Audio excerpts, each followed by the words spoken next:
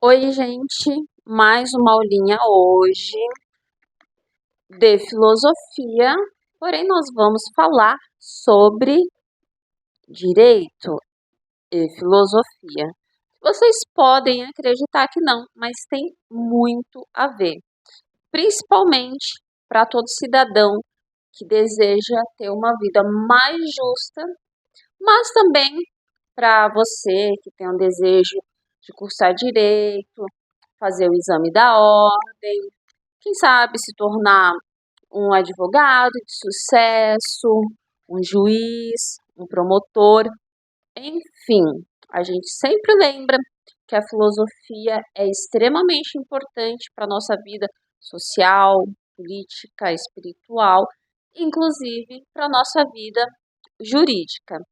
Então hoje vou conversar aqui com vocês sobre alguns pontos da filosofia do direito ou da jusfilosofia, que é o conceito de justiça. Olha que interessante. Muitas vezes a gente acredita que a justiça é algo que é definido apenas pelas leis de um determinado estado, país ou cidade, mas antes de qualquer constituição, a, a justiça ela é um conceito filosófico, porque a justiça ela é discutível, questionável, ela é objeto de investigação da filosofia e justamente pelo fato da filosofia trabalhar o que é a justiça, a importância da justiça, por onde a justiça deve caminhar, é que o estudo da filosofia do direito é tão importante para os profissionais da área.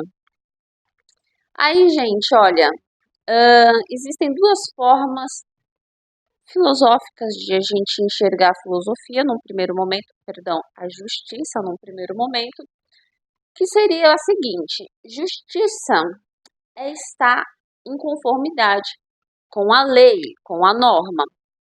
Um pouco óbvio. Bom, justo seria aquele que obedece às leis, às ordens.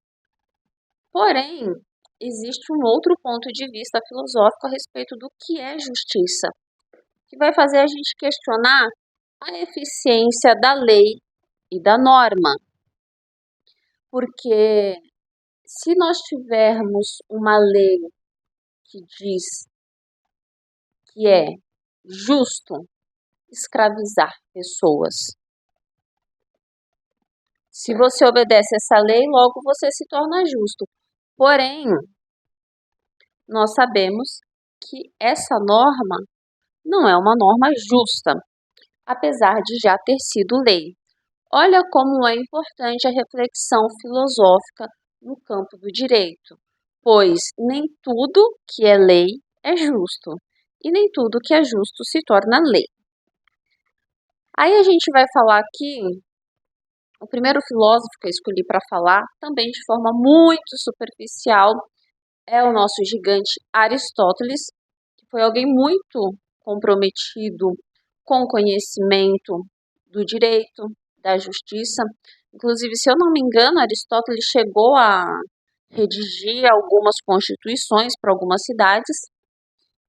E Aristóteles diz que a justiça é a virtude integral e perfeita. Por que a justiça é a virtude integral? Porque a partir do momento que você é verdadeiramente justo, você carrega em si todas as outras qualidades necessárias. Porque só aquele que tem todas as qualidades terá como resultado uma persona justa. E ela é perfeita. Por que a justiça é perfeita? Porque quando nós somos justos, ou quando a justiça prevalece, não só nós somos beneficiados, mas todos os outros. Lembrando sempre que para Aristóteles existe uma busca de um caminho de equilíbrio, né, na vida do homem. Então a justiça Ela é essa virtude integral, porque ela vai trazer para a gente diversas outras virtudes que são importantes e que não se podem descartar. E ela também é perfeita porque ela não beneficia a particulares, ela vai beneficiar sempre o todo. Aristóteles dá uma aprofundada na questão da justiça quando ele fala sobre duas formas de a gente analisar como as coisas podem ser justas, como nós podemos fazer justiça. Por um lado, a justiça, a gente deve analisar se algo é justo de maneira teleológica, exatamente isso, teleológica. O que isso significa? Significa que quando a gente encontra uma situação em que devemos julgar se devemos ir para o lado A ou lado B, às vezes a gente fica em dúvida, né? Do que é justo, do que não é justo. Por um exemplo, quando a gente fala que deve existir uma norma de silêncio absoluto a partir das 10 horas. Ora, quando a gente tem um caso assim e nós vemos, sei lá, por exemplo, dois vizinhos que entram em conflito sobre essa questão, porque um vizinho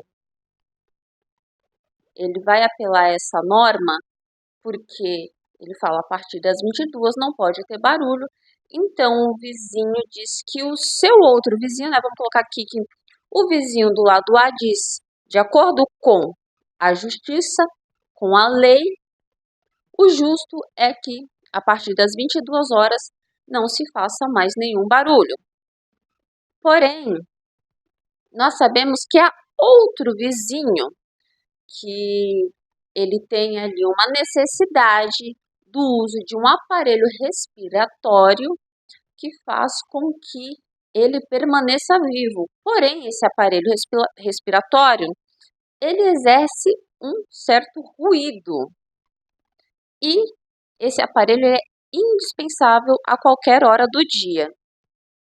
E aí, de acordo com a norma, olha aqui, ó, de acordo com a conformidade da norma, o vizinho que está usando o aparelho para se manter vivo, né, se manter respirando, ele não está sendo justo porque ele não está em conformidade com a norma. Mas Aristóteles fala que nós temos que ir além e vermos a teleologia da norma. O que isso significa? Ver qual o fundamento real, o que faz com que algo de fato seja justo. Se o objetivo da norma, né, se a justiça dessa norma é que haja tranquilidade a partir das 22 horas, nós teleologicamente chegaremos à conclusão de que a tranquilidade na vida de uma pessoa só pode existir se ela tiver vida.